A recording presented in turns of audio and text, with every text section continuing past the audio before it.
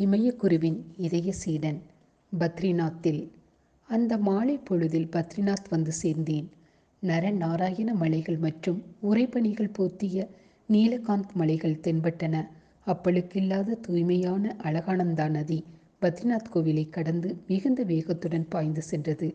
இந்த காட்சிகள் எனது மனக்குழப்பங்களையும் உடல் துன்பங்களையும் ஒரு கணத்திற்கு மறக்க செய்தன. அமைதியான ஆனந்தத்தை உணர்ந்தேன். கோவிலை பார்ப்பதற்கு முன் கோவிலின் தலைமை பூசாரியான ராவல்ஜியை சந்திப்பது என முடிவெடுத்தேன். பண்டைய காலத்திலிருந்தே ராவல்ஜிகள் எல்லோருமே கேரளாவை சேர்ந்த நம்பூதிரி பிராமணர்கள்தான். ஆதிசங்கரர் புத்தர்களின் ஆதிக்கத்தில் இருந்து கோவிலை மீட்டு ஸ்தாபித்த போது கேரள நம்பூதிரி பிராமணர்தான் தலைமை பூசாரியாக பணியாற்ற வேண்டும் என நிபந்தனை விதித்தார் என கூறப்படுகிறது. மலையாள மொழியில் பேச இயங்கியதால் ராவல்ஜியுடன் பேசுவதற்கு மிகுந்த ஆவல் கொண்டேன். இயற்கையாகவே எப்பொழுதும் வெந்நீர் ஊற்றெடுக்கும் டப்தா குண்டத்தில் குளித்தேன். மாற்றுக்கு என இருந்த ஒரே ஒரு தூய ஆடையை அணிந்து கொண்டேன். கோவிலின் வாசலில் நின்று பத்ரிநாதரை வணங்கிவிட்டு சாலையை கடந்து பூசாரியின் அதிகாரப்பூர்வமான இல்லத்திற்கு சென்றேன். அவரது உதவியாளரிடம் மலையாளத்தில் சொல்லி அனுப்பினேன். சற்று நேரத்துக்கு பின் ராவல்ஜியிடம் அழைத்து செல்லப்பட்டேன். அவரது பெயர் கேசவ நம்பூதிரி என தெரிந்து கொண்டேன். பொலிவான தோற்றத்துடனும் நல்ல நிறத்துடனும் இருந்த ராவல்ஜி மரியாதைக்கு உரியவராகவும் மனதிற்கு மகிழ்ச்சி அளிக்கும் மனிதராகவும் இருந்தார். அவருடனான பேச்சுவார்த்தை மலையாளத்திலேயே நிகழ்ந்தது. உனது பெயர் என்ன? பிராமணரான அவர் எனது உண்மையான பெயரை கேட்டால் எப்படி நடந்து கொள்வாரோ என பயந்து சிவபிரசாத் என்று சொன்னேன். இத்தனை சிறிய வயதில் என்ன இருக்கிறது என்று இங்கு வந்தாய்? எனது ஆன்மீக தேடுதலையும் சிறு வயதில் இருந்தே தியானம் செய்து வருவதையும் பல புனித மனிதர்களை எல்லாம் சந்தித்து வருவதையும் அவருக்கு விளக்கினேன். மாய யோகியை பலாமரத்தின் கீழ் சந்தித்த அனுபவத்தை பற்றி எதுவும் சொல்லவில்லை. அதை பற்றி சொல்ல முயன்றால் எனது சப்த நாளங்கள் ஒத்துழைக்காமல் போய்விடும் என்பதால் சொல்லவில்லை. இமாலயத்தின் மேல் சிறிய வயதில் இருந்தே எனக்கு இருந்த கட்டுப்படுத்த முடியாத வசீகரத்தை பற்றி கூறினேன். ஒரு ஆன்மீக வழிகாட்டியை தேடியும் இமயமலைக்கு வந்து இருப்பதாக கூறினேன். இமயமலையில் யோகிகள் ஏகாந்தத்தில் இருப்பதாக கேள்விப்பட்டதையும் அப்படிப்பட்ட ஒரு யோகியை எனக்கு அவர் அடையாளம் காட்டுவாரா என்றும் அவரிடம் கேட்டேன். ராவல்ஜி வாய் திறந்து சிரித்தார். கேரளாவிலிருந்து வந்த பிரசித்தி பெற்ற யோகிதான் பத்ரிநாத் கோவிலையே நிறுவினார் என்பது உனக்கு தெரியுமா? அதே மாநிலத்தில் இருந்து குருவை தேடி பத்ரிநாத்திற்கு வந்து இருக்கிறாய். சபாஸ். அது எப்படியோ இங்கே அப்படிப்பட்டவரையெல்லாம் எனக்கு தெரியாது. யாத்ரீக காலத்தில் சாதுக்களும் சந்நியாசிகளும் வருவார்கள். கடும் குளிர்காலத்தில் திரும்பி போய்விடுவார்கள். நாங்கள் கூட குளிர்காலத்தில் ஜோசி மடத்திற்கு போய் தங்கிவிடுகின்றோம் என்றார். கடல் மட்டத்திலிருந்து பத்ரிநாத் 11,000 அடிகள் உயரத்தில் இருக்கிறது. குளிர்காலங்களில் இங்கு எல்லாமே உறைந்துவிடும். சில மாய மகாத்மாக்கள் வியாசர் குகையிலும் முக்குண்டா குகையிலும் வருடம் முழுவதும் இருப்பதாக சில வதந்திகளை கேள்விப்பட்டதுண்டு. ஆனால் என்னை பொறுத்தவரை அவையெல்லாம் பத்ரிநாத்தின் மேன்மையை அதிகப்படுத்துவதற்காக சொல்லப்படும் வதந்திகள் என்றே நினைக்கிறேன் என்றார். உனக்கு வழிகாட்ட வேண்டுமென்றால் ஆதிசங்கரர் எழுதியவைகளை படிக்கலாம். உபநிஷதங்களை பற்றிய கருத்துக்களை படிக்கலாம். விவேக சூடாமணி முதலானவைகளை தகுதி வாய்ந்த வேத பண்டிதரிடம் இருந்து கற்கலாம். சமஸ்கிருதம் தெரியுமா? கொஞ்சம் தெரியும் என்று கூறினேன். ஆனால் நீங்கள் குறிப்பிட்ட புத்தகங்களின் ஆங்கில மொழிபெயர்ப்புகளை படித்து இருக்கிறேன். போதாது. அவை மூலப்பிரதி போன்று இருக்காது. நீ தங்குவதற்கு இடம் வேண்டும், சரிதானே? இங்கு தங்கும் இடங்கள் குறைவாகத்தான் இருக்கின்றன. இருந்தாலும் அழகானந்தாவிலிருந்து சற்று தொலைவில் ஒரு சிறு குடிலை ஏற்பாடு செய்கின்றேன் என்றார். இங்கே வந்து 2 முறை உணவு உண்ணலாம். உதவியாளரிடம் சொல்லி விடுகின்றேன். இப்போது பசியாக இருந்தால் அடுத்த அறையில் சென்று சாப்பிடலாம்.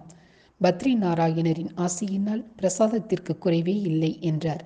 இங்கே கொஞ்ச காலம் தங்கு. இந்த அழகான பிரதேசத்தை ஆராய்ந்த பிறகு கேரளாவிற்கு திரும்பிப்போ. மேலே படி. இந்திய தத்துவங்களில் PhD செய். உனது பெற்றோர்களை பார்த்துக்கொள். சந்தோஷமான வாழ்க்கை வாழு என்றார். நீ இங்கே எப்போது வேண்டுமானாலும் வந்து சில நாட்கள் தங்கி செல்லலாம். இமாலய ஆசானை தேடி உனது நேரத்தையும் சக்தியையும் வீணாக்காதே. இறுதியில் மாயை விலகி நீ வருத்தப்பட போகின்றாய். அப்போது வாழ்க்கையில் திரும்பி போவதற்கு தாமதமாகிவிடலாம். இதுவே என் அறிவுரை என்றார். மேலும் தனிப்பட்ட முறையிலும் எச்சரிக்கின்றேன். சில பொய்யான துறவிகள் படித்த இளைஞர்களை சீடர்களாக ஆக்கிக்கொள்ள தேடிக்கொண்டு இருக்கிறார்கள். உன்னை தங்களது தூண்டிலில் அகப்பட பெரிய மீன் என நினைத்து விடலாம். அதற்கு மேல் கஞ்சா சாமிகள் இருக்கிறார்கள். உண்மை காட்சிகள் என்று அவர்கள் நினைப்பது எல்லாமே போதை வஸ்துக்களை உண்பதால் அவர்களுக்கு ஏற்படும் அனுபவம்தான். அப்படிப்பட்டவர்களை எல்லாம் ஒதுக்கிவிடு. இப்போது சாப்பிடு. பின் எனது உதவியாளர் நீ தங்கும் இடத்தை காண்பிப்பார். மாலை நேர பத்ரி நாராயணின் பூஜைக்கு தயாராக வேண்டும். கோவிலில் சந்திகால ஆரத்திக்கு நீ வரவேண்டும். அதற்கு பின் இங்கு வா, இன்னும் கொஞ்சம் பேசலாம் என்றார். அங்கே நல்ல கேரள சாப்பாடு வழங்கப்பட்டது. பாலத்தை கடந்து காளி கம்பளிவாலா குடிலுக்கு அழைத்து செல்லப்பட்டேன். இடி ஓசை போன்ற ஒளியுடன் பாய்ந்து செல்லும் அழகானந்தாவை காலையிலும் இரவிலும் பார்ப்பது பிரமிக்கத்தக்கதாக இருந்தது.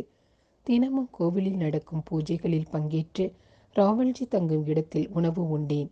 அவர் எப்போதும் பணியாற்றி கொண்டும் பல வருகையாளர்களை சந்தித்த வண்ணமும் இருந்தார். தங்கியிருந்த 3 நாட்களில் ஓரிரு முறைகள் எனக்காகவும் நேரம் ஒதுக்கினார்.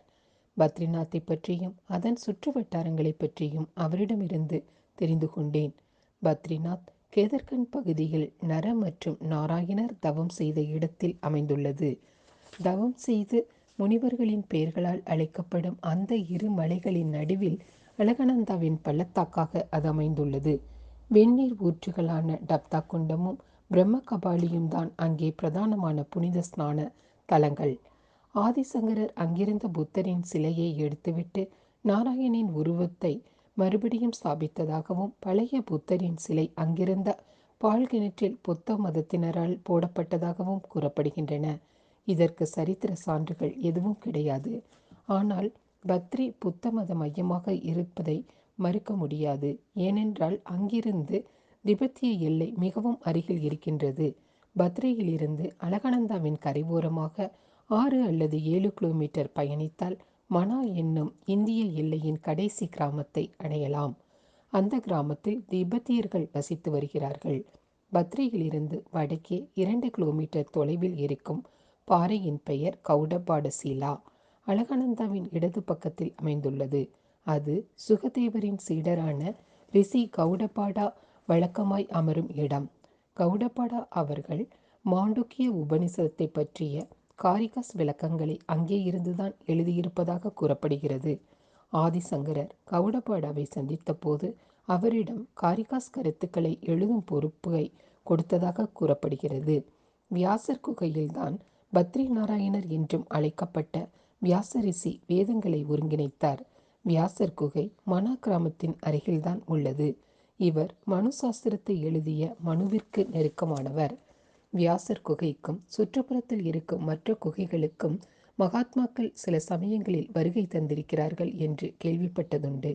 கேசவ பிரயாகில் பூமியின் கீழ் உள்ள சுரங்கப்பாதையிலிருந்து வெளிவரும் சரஸ்வதி நதியுடன் அழகானந்தா சங்கமமாகின்றது. அங்கிருந்து 18,000 அடி உயரத்தில் இருக்கும் மனா கால்வாய் வழியாக திபெத்திற்கு பாதை செல்கின்றது. அதற்கு மேலே வசுந்தரா நீர்வீழ்ச்சியும் ஸ்வர்கரோகிணியும் இருக்கின்றன. அங்கிருந்துதான் மகாராஜா தர்மர் இந்திரனின் ரதத்தில் சொர்க்கத்திற்கு அழைத்து செல்லப்பட்டதாக மகாபாரதம் குறிப்பிடுகிறது. பத்ரிநாராயணன் ஒரு பொலிவான பிரதேசம். உறைபனியால் சூழப்பட்டு பாய்ந்தோடும் அழகானந்தா முத்தமிடும் அந்த இடம் ஏகாந்தத்தில் இருப்பவர்களுக்கும் சிந்தனை வயப்பட்டவர்களுக்கும் ஏற்றதாக இருந்தது. என்று ஏன் சொல்கிறேன் என்றால், தற்போது கூட்டம் கூட்டமாக வருகை தருகின்ற பொறுப்பில்லாத உல்லாச பயணிகளால் அந்த இடத்தின் புனிதத்தன்மைகளை உணரவே முடிவதில்லை. அதனாலேயே அந்த இடம் சீரழிந்து விட்டது. அளவில்லாத கடைகளும் அவற்றின் பேராசை மிக்க வியாபாரிகளும் பொறுப்பில்லாத உல்லாச பயணிகளை எதிர்பார்க்கும் இடமாகிவிட்டது. சமீபத்தில் நான் சென்றபோது ஓர் அழகான கார்வாலி பெண்ணை ஒரு மனிதர் இரவு வாடகைக்கு விற்க முயற்சி செய்து கொண்டு இருந்தார். பத்ரிநாத்தை நினைக்கும் போதெல்லாம் எப்போதும் அழியாமல் நினைவில் நிற்பதும் இதயத்தை ஆனந்தத்தால் நிரப்புவதும் உறைபனி பெய்த அந்த நாள்தான். அன்றைய தினம் பௌர்ணமி. அந்த பகுதி முழுவதுமே உருக்கிய வெள்ளியை ஊற்றியது போல பிரகாசித்தது. ஆனால் அவையெல்லாம் எனது வருத்தத்தை அகற்றவில்லை.